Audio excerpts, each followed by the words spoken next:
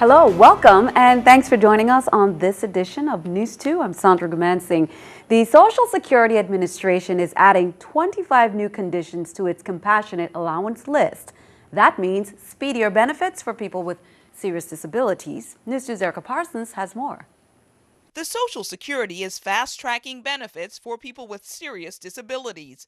Officials announced Wednesday that they've added 25 new conditions to the Compassionate Allowances program. A dozen cancers are included in that list, including prostate cancer, the most common cancer in men, according to the Centers for Disease Control. The Compassionate Allowances program helps to speed up the decision process for people who are waiting to find out if they'll get benefits to cover a particular condition. New additions to that policy means that people with disabilities could get that decision within days instead of months or even years. The added conditions also include digestive, neurological, immune, and multiple body system disorders. It brings the total of covered conditions to 225. Social Security held public outreach hearings to decide what conditions made the list. They based their decisions on comments from those hearings, as well as medical and scientific experts, research from the National Institutes of Health, and input from the Social Security and Disability Determination Services communities. The Compassionate Allowances program is not separate from the Social Security Disability Insurance or Supplemental Security Income Programs, or SSI. It just identifies those claims where someone's disease or condition meets Social Security's criteria for disability. And now, with the help of cutting-edge technology, Social Security can make quick decisions based on that medical condition. Erica Parsons, News 2. Now, nearly 200,000 people have already been approved through this fast-track disability process. For a complete listing of the compassionate conditions allowed, visit the website at socialsecurity.gov. If you're a subscriber of the Virgin Islands Territorial Emergency Management Agency's alert system, you may have received messages in the past few days of tremors occurring in the vicinity of Puerto Rico, or even felt tremors yourself. Is this something to be concerned about? News 2's April Knight finds out from the experts.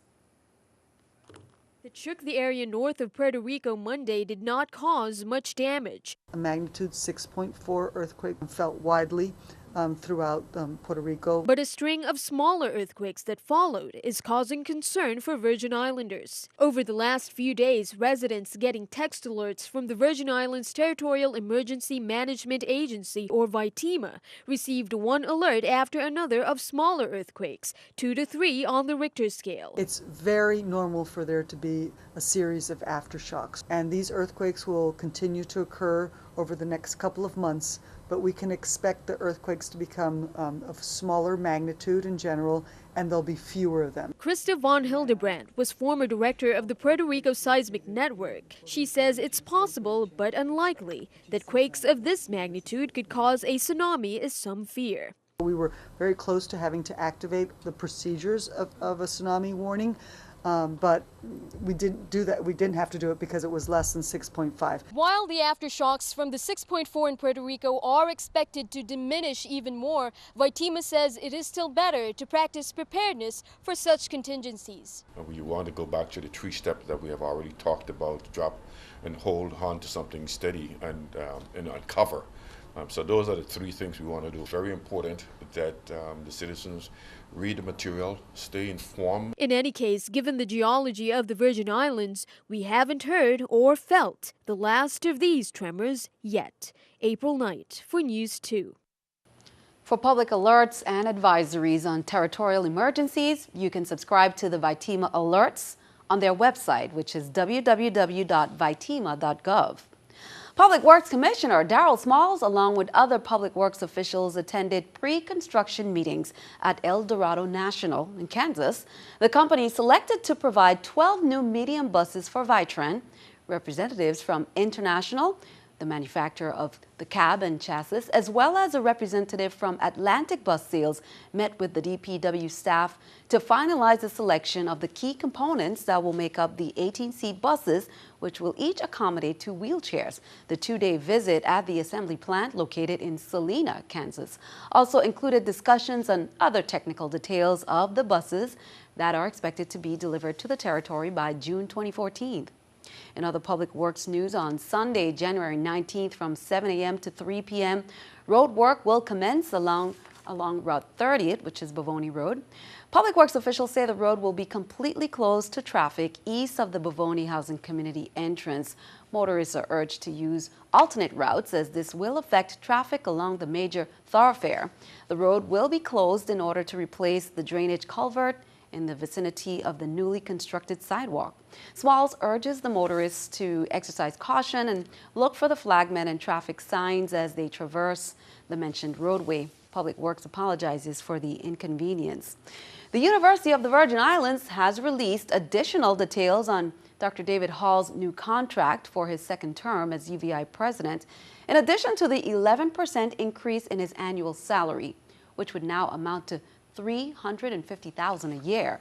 Hall would also receive incentives, including travel expenses for his wife, Dr. Marilyn Bratwood Hall, to accompany him on 3 business trips, a year of paid sabbatical leave at the end of his term, and bonuses based on his performance in achieving goals set with the university's Board of Trustees. Delegate to Congress Donna Christensen extended her condolences to the family of Dr. Federico Doughton, who died earlier this week. Doughton was the chief of radiology at the Newt Hansen Memorial for nearly 20 years. And according to Christensen, he did much to modernize the territory's healthcare facilities and left a legacy of service both in the Virgin Islands and his homeland, the Dominican Republic. Senate President Sean Michael Malone also mourns Dr. Doughton's passing. He remembers Dr. Doughton as a skilled and compassionate doctor, radiologist, and a respected member of the VI medical community. Funeral services will be held at 10 a.m. on Thursday, January 16th at St. Peter and Paul Cathedral. In lieu of flowers, donations can be made to the St. Peter and Paul Cathedral Restoration Fund. Our condolences are extended to Dr. Doughton's family and friends. In other news stateside, new details on the tragic school shooting in Roswell, New Mexico, Tuesday that left 2 students with gunshot wounds. And the family of the 12-year-old suspected shooter is speaking out. Police say the 12-year-old suspected gunman warned some of his fellow students before he walked into the gym at the Berendo Middle School in Roswell, New Mexico, Tuesday and opened fire. Investigators say the 7th grader randomly fired 3 rounds from a sawed-off shotgun he took from his parents' house. An 11-year-old boy was hit in the head, a 13-year-old girl in the arm. The suspect's parents say they are heartbroken and will continue to cooperate with law enforcement as they piece together, quote, how this awful tragedy occurred. The suspected shooter is being evaluated by mental health professionals. Police still don't know the motive of the shooting. President Obama is headed to the Justice Department Friday to lay out reforms to the nation's surveillance tactics. Former National Security Agency contractor Edward Snowden touched off a heated public debate when he exposed the secret government snooping.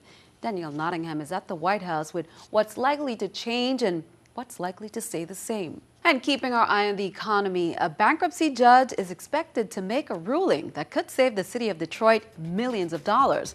He'll decide whether to greenlight a complicated deal that would allow the city to get fixed interest rates from banks on pension bonds. This is the New York Stock Exchange. The Dow down 64, NASDAQ up 3, S&P also down at 2. Coming up on News 2, protect yourself from mosquitoes, as there are some mosquitoes that transmit viruses that can cause illnesses such as dengue. We've been hearing that advice, but another virus is on the rise, and it has been confirmed in 3 residents of Jos Van Dyke.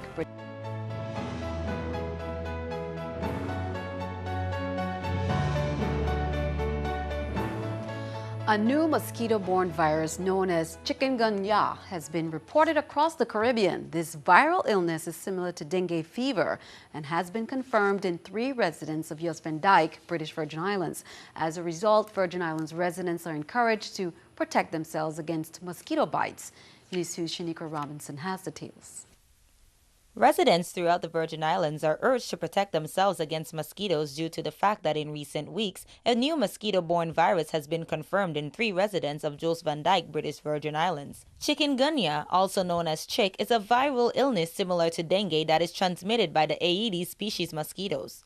We received information from the CDC back in December that this chikungunya virus was identified in St. Martin. There was an outbreak going on in St. Martin. It's the first time that it was identified in the Western Hemisphere. And so we've been on conference calls since then with CDC and PAHO, which is the Pan American Health Organization. According to the Territorial Medical Director, Dr. Mark Jerome, symptoms usually begin 3 to 7 days after being bitten by an infected mosquito. The most common symptoms are fever and severe joint pains, often in the hands and feet, and other symptoms include headaches, muscle pains, and joint swelling or rash. The main point is this is a new virus for us, and there is no treatment, there is no vaccine. So the main thing is to protect yourself from mosquito bites. These are a few helpful tips to reduce the spread of mosquitoes and prevent mosquito bites. Keep tires in a dry place. Put plants that are currently in water into soil. Repair or replace damaged screens. Place a screen or mesh over the overflow pipe of cisterns, and wear long sleeves and pants when outdoors. Shaniqua Robinson, News 2. Now, residents can obtain help with mosquito control by contacting the Environmental Health Division on St. Croix at 773-1311, extension 3109, and in the St. Thomas St. John Water Islands District at 715-5111. A BVI musical and cultural exchange is in store as the West Indian Company launches its 2014 jazz concert series featuring Camus George, Dalen Vanderpool, and Second Degree Band. That's on Tuesday, January 21st from 5:30 p.m. to 9:30 p.m. on the West Indian Company dock.